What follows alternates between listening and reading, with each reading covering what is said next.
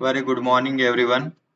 आज हम जैसे कि अ, हम कॉन्स्टिट्यूशनल बॉडीज के बारे में जान रहे हैं, जिसमें हमने पढ़ा यूपीएससी के बारे में और स्टेट पीसीएस के बारे में और वित्त आयोग के बारे में और वित्त आयोग और इधर और भी संस्था एसटीएससी कमीशन के बारे में। आज हम नेक्स्ट कमीशन के बारे में पढ़ेंगे, नेक्स्ट आयोग के बारे में पढ़ेंगे। तो आइए शुरुआत करते हैं आज के नेक्स्ट कमीशन के बारे में। तो नेक्स्ट कमीशन जो होगा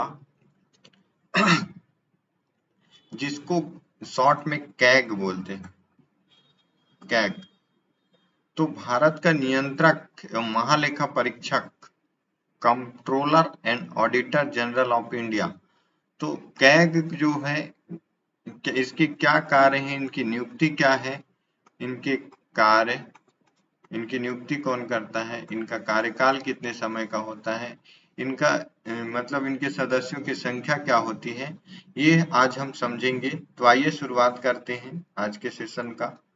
तो भारत के संविधान अनुच्छेद 148 नियंत्रक एवं महालेखा परीक्षक के स्वतंत्र पद की व्यवस्था की गई है, जिसे संक्षेप में महालेखा परीक्षक कहा गया है।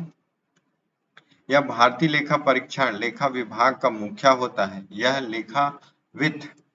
लेखावित्त का संरक्षक होने के साथ साथ देश की संपूर्ण वित्त व्यवस्था का नियंत्रक होता है। इसका नियंत्रण राज्य एवं केंद्र दोनों स्तर पर होता है। इसका कर्तव्य होता है कि भारत के संविधान एवं संसद की विधि के तहत वित्तीय प्रशासन को संभाले। जो फाइनेंस डिपार्टमेंट है उसको संभालने का काम करता है। बी आर अम्बेडकर ने कहा था कि नियंत्रण महालेखा परीक्षक भारतीय संविधान के तहत सबसे महत्वपूर्ण अधिकारी होगा, क्योंकि संघ और राज्य कौन से क्या क्या खर्च कर रहा है, कितना लोन ले रहा है, किसको फ्रीबीज बांट रहे हैं, ये सब का परीक्षण करना जो होगा नियंत्रक महालेखा परीक्षक के अंतर्गत होगा। यह लोकतांत्रिक व्यवस्था में भारत सरकार के रक्षकों में से एक होगा। इन रक्षकों में उच्चतम न्यायालय, निर्वाचन आयोग एवं संघ लोक सेवा आयोग भी है। नियुक्ति एवं कार्यकाल नियंत्रक एवं महालेखा परीक्षक की नियुक्ति राष्ट्रपति द्वारा की जाती है। कार्यभार संभालने से पहले यह राष्ट्रपति के सम्मुख निम्नलिखित पद शपथ या प्रतिज्ञान लेता है।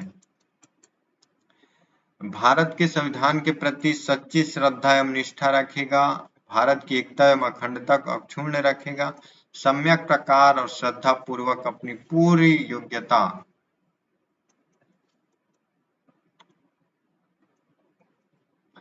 योग्यता, ज्ञान और विवेक से अपने पद के कर्तव्यों का भय या पक्षपात, अनुराग या द्वेष के बिना पालन करूंगा। संविधान और विधियों की मर्यादा बनाए रखूंगा। तो कौन कौन सी शपथ लेता है ये भारत के संविधान की जो श्रद्धा, भारतीय संविधान के प्रति वह सच्ची श्रद्धा रखेगा और निष्ठा रखेगा। भारत की एकता और अखंडता को अक्षुण्ण बनाए रखेगा। सम्यक प्रकार से श्रद्धा पूर्वक तथा अपनी पूरी योग्यता तथा ज्ञान और विवेक से अपने पद के कर्तव्यों का भय या पक्षपात, अनुराग या द्वेष के बिना पालन करूंगा। संविधान और विधियों की मर्यादा बनाए रखूंगा। इनका कार्यकाल 6 वर्ष या 65 वर्ष जो भी पहले हो की आयु तक होती है। इससे पहले वह राष्ट्रपति के नाम किसी भी समय अपना त्याग पत्र दे सकता है। तो त्याग पत्र किसको? राष्ट्रपति को। 6 वर्ष मतलब अगर वह जो है 59 वर्ष का है तो वह 65 वर्ष तक जो अपना वर्क है, वो जॉब है, वो कर सकता है। लेकिन अगर वह 62 साल का है तो 65 साल के होते तक मतलब केवल 3 साल ही उस जॉब को कर सकता है। राष्ट्रपति द्वारा उसी तरह हटाया जा सकता है जैसे उच्चतम न्यायालय के न्यायाधीश को हटाता है। दूसरे शब्दों में संसद के दोनों सदनों द्वारा विशेष बहुमत के साथ उसके दुर्व्यवहार, अयोग्यता पर प्रस्ताव पास कर उसे हटाया जा सकता है। स्वतंत्रता, लेखा एवं महालेखा परीक्षक की स्वतंत्रता एवं सुरक्षा सुनिश्चित करने के लिए संविधान में निम्नलिखित व्यवस्था की गई है। उसके कार्यकाल की सुरक्षा मुहैया कराई गई है। इसे केवल राष्ट्रपति द्वारा संविधान में उल्लिखित कार्यवाही के जरिए हटाया जा सकता है। इस तरह राष्ट्रपति के प्रसाद पर्यंत पद पर नहीं रहता, तथापि इसकी नियुक्ति राष्ट्रपति द्वारा ही होती है।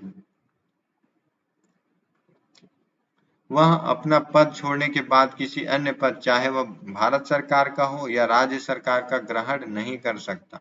अगर वह पद एक बार हट गया तो दूसरा पोस्ट उसको नहीं दिया जा सकता। इसका वेतन एवं अन्य सेवा शर्तें संसद द्वारा निर्धारित होती है।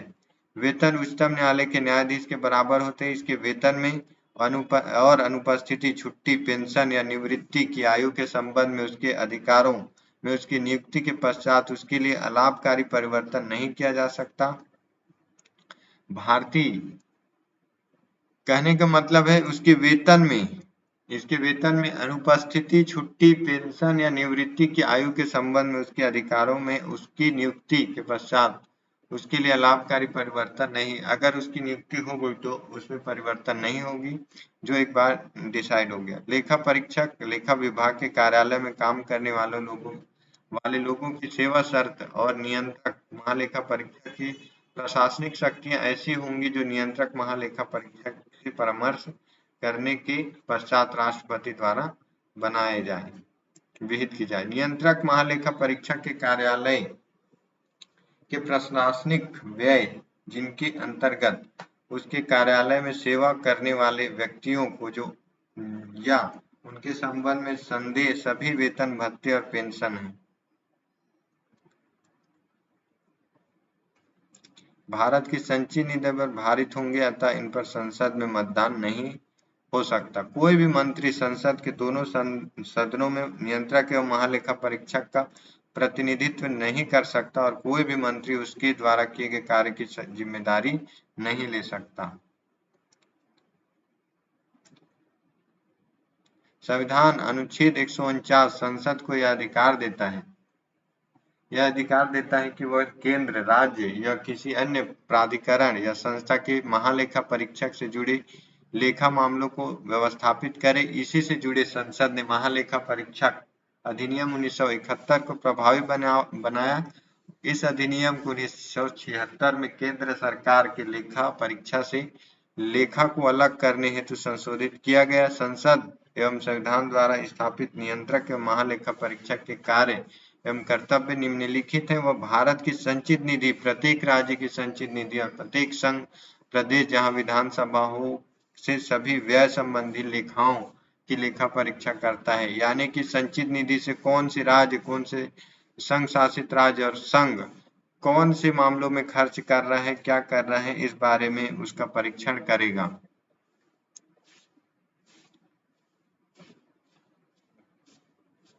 वह भारत की संचित निधि और भारत के लोक लेखा सहित प्रत्येक राज्य की आकस्मिकता निधि और प्रत्येक राज्य के लोक लेखा से सभी व्यय की लेखा परीक्षा करेगा। वे केंद्र सरकार और राज्य सरकारों के किसी विभाग द्वारा सभी ट्रेडिंग, विनिर्माण, लाभ और हानि लेखाओं, तुलन पत्रों और अन्य अनुषंगिक लेखाओं की लेखा परीक्षा करता है। वह केंद्र और राज्य प्रत्येक राज्य की प्राप्तियों और व्यय की लेखा परीक्षा स्वयं को यह संतुष्ट करने के लिए करता है कि राजस्व के कर निर्धारण, संग्रहण और उचित आवंटन पर प्रभावी निगरानी सुनिश्चित के नियम और प्रक्रियाएं निर्मित की गई है। वह निम्नांकित प्राप्तियों और व्ययों का भी लेखा परीक्षण करेगा। वे सभी निकाय एवं प्राधिकरण जिन्हें केंद्र या राज्य सरकारों से अनुदान मिलता है, सरकारी संपत्तियां एवं जब संबद्ध नियमों द्वारा आवश्यक हो, अन्य निगमों एवं निकायों का लेखा परीक्षण। वह ऋण, निक्षेप निधि, जमा, अग्रिम, बचत खाता, धन प्रेषण, व्यवसाय से संबंधित केंद्रीय और राज्य सरकारों के सभी लेन देनों की लेखा परीक्षा करता है। वह राष्ट्रपति की स्वीकृति के साथ या राष्ट्रपति के द्वारा मांगे जाने पर प्रतियों, स्टॉक लेखों और अन्यों की भी लेखा परीक्षा करता है। राष्ट्रपति या राज्यपाल के निवेदन पर किसी अन्य प्राधिकरण के लेखाओं की भी लेखा परीक्षा करता है। उदाहरण के लिए स्थानीय निकायों की लेखा परीक्षा। वह राष्ट्रपति को इस संबंध में सलाह देता है कि केंद्र और राज्यों के लेखा किस प्रारूप में रखे जाने चाहिए। वह केंद्र सरकार के लेखों से संबंधित रिपोर्ट राष्ट्रपति को देता है और इसे संसद के पटल पर रखते हैं। अनुच्छेद 151। वह राज्य सरकार के लेखों से संबंधित रिपोर्ट राज्यपाल को देता है जो उसे विधानमंडल के पटल पर रखते हैं। अनुच्छेद 151। वह किसी कर या शुल्क के शुद्ध आगमों का निर्धारण प्रमाणन करता है। अनुच्छेद 279। उसका प्रमाण पत्र अंतिम होगा। शुद्ध आगमों का अर्थ है कर या शुल्क की प्राप्तियां जिनमें संग्रहण की लागत सम्मिलित न हो। वह संसद की लोक लेखा समिति के गाइड, मित्र और मार्गदर्शक के रूप में कार्य करता है।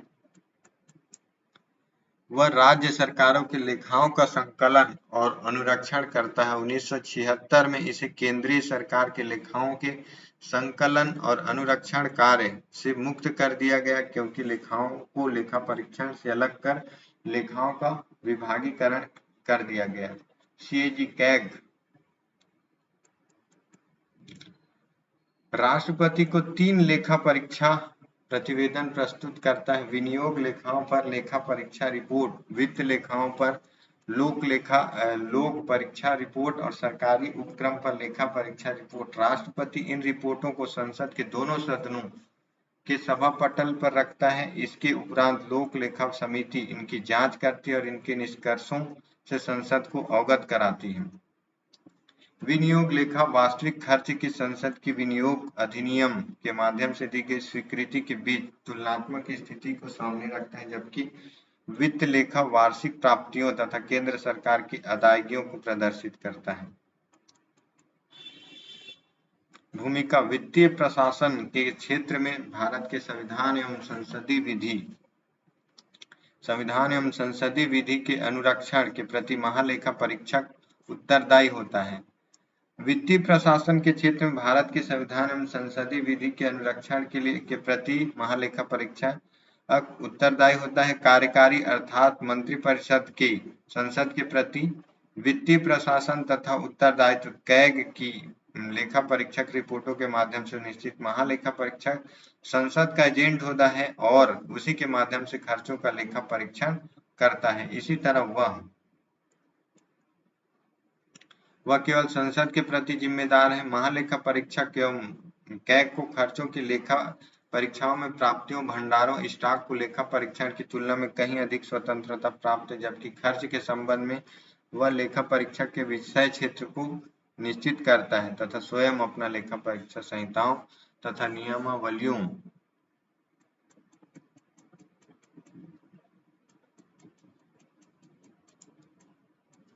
नियमावलियों की रचना करता है। उसे अन्य लेखा परीक्षाओं को पूरा करने के लिए नियमावलियों के संबंध में कार्यकारी सरकार से स्वीकृति लेनी पड़ती है। कैग को यह निर्धारण करना होता है कि विधिक रूप में जिस प्रावधान हेतु धन संतरित किया गया था वह उसी प्रावधान या सेवा हेतु प्रयुक्त या प्रभारित किया गया और क्या इस व्यय इस हेतु प्राधिकार के अनुरूप है। इस विधिक और विनियामक लेखा परीक्षा के अतिरिक्त कैग औचित्य लेखा परीक्षा भी करता है, अर्थात वह सरकारी व्यय की तर्क संगतता, निष्ठा और मितव्ययता की भी जांच करता है और ऐसे व्यय की व्यर्थता और दिखावे पर टिप्पणी भी करता है। तथापि विधि और विनियामक लेखा परीक्षक जो कि कैग पर बाध्यकारी है, औचित्य लेखा परीक्षा के विवेकानुसार है। गुप्त सेवा व्यय कैग की लेखा परीक्षा भूमिका पर सीमाएं निर्धारित करता है। इस संबंध में कैग सरकारी एजेंसियों द्वारा किए गए व्ययों के ब्यौरा नहीं मांग सकता, परंतु सक्षम प्रशासनिक अधिकारी से प्रमाण पत्र को स्वीकार करना होगा कि व्यय इस प्राधिकार के अंतर्गत किया गया है। भारत के संविधान में कैग की परिकल्पना नियंत्रक सहित महालेखा परीक्षक के रूप में की गई है। यद्यपि व्यवहार में कैग केवल महालेखा परीक्षक की भूमिका निर्वाह कर रहे हैं। दूसरे शब्दों में कैग का भारत की संचित निधि से धन की निकासी पर कोई नियंत्रण नहीं है और अनेक विभाग कैग के प्राधिकार के बिना चेक जारी कर धन की निकासी कर सकते हैं। कैग की भूमिका व्यय होने के बाद केवल लोक लेखा परीक्षक अवस्था में है। इस संबंध में भारत के कैग की भूमिका ब्रिटेन के कैग जिसके बाद नियंत्रक सहित महालेखा परीक्षक की शक्तियों से बिल्कुल भिन्न है। दूसरे शब्दों में कार्यपालिका लोक राज सेवा कोष से केवल कैग की स्वीकृति से धन निकाल सकती है। कैग का नियम सार्वजनिक निगमों की लेखा परीक्षा में कैग की भूमिका सीमित है। मोटे तौर पर सार्वजनिक निगमों के साथ इसके संबंध को निम्नलिखित 3 कोटियों के अंतर्गत देखा जा सकता है। कुछ निगमों की लेखा परीक्षा पूरी तरह प्रत्यक्ष तौर पर सीएजी द्वारा की जाती है। उदाहरण दामोदर घाटी निगम, तेल एवं प्राकृतिक गैस आयोग, एयर इंडिया एयरलाइंस कॉरपोरेशन एवं अन्य।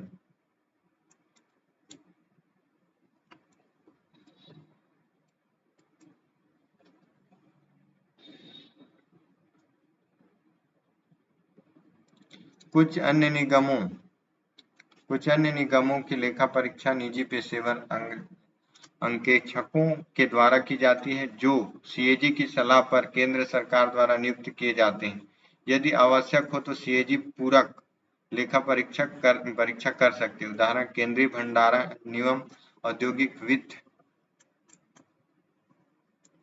निगम और कुछ अन्य निगमों की तरह पूरी तरह निजी लेखा परीक्षा की जाती है। दूसरे शब्दों में लेखा परीक्षा निजी पेशेवर अंकेक्षकों के द्वारा की जाती है। इसमें सीएजी की कोई भूमिका नहीं होती। नहीं,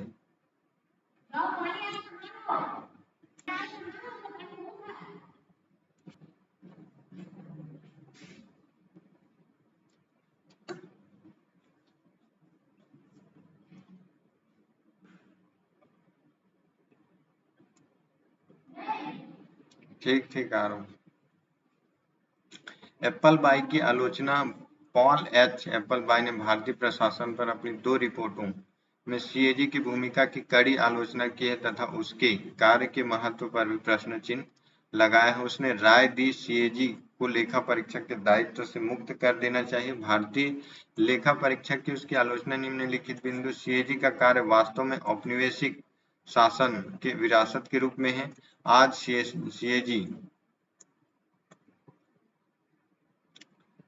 सीएजी जो है सीएजी निर्णय लेने तथा काम करने की बढ़ती अनिच्छा तथा का प्राथमिक कारण है। लेखा परीक्षा का दमनात्मक तथा नकारात्मक प्रभाव है।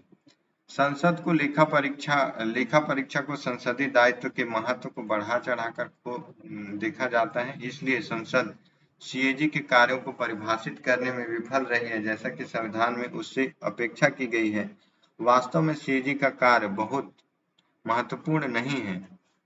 लेखा परीक्षक अच्छे प्रशासन के बारे में न तो जानते हैं, न ही उनकी ऐसी अपेक्षा की जाती है। लेखा परीक्षक जानते हैं कि लेखा परीक्षा क्या होती है, लेकिन प्रशासन नहीं है। यह आवश्यक है, किंतु यह अत्यंत नीरस तथा सीमित परिप्रेक्ष्य एवं सीमित उपयोगिता वाला कार्य है। किसी विभाग का उप सचिव अपने विभाग की समस्याओं के बारे में सीएजी तथा उनके समस्त कर्मचारियों से ज्यादा जानता है। तो ये था कैग के बारे में, सीएजी के बारे में। तो उनके बारे में जो आर्टिकल्स है, आर्टिकल 148 में भारत के नियंत्रक एवं महालेखा परीक्षक के बारे में किया गया है।